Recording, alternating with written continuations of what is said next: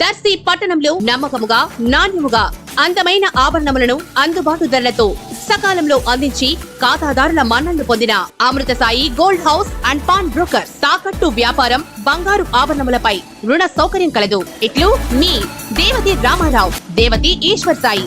Amrutha Sai gold house and pawn brokers, గడియార స్తంభం వద్ద కురిచేడు రోడ్, దర్శి. ప్రేక్షకులకు నమస్కారం. ఏడిఎన్ న్యూస్ టీవీ మన దర్శి, మన local channel. ADN news TV ప్రేక్షకులకు నమస్కారం. వార్తలు చదువుతుంది మీ ప్రసన్నారాం.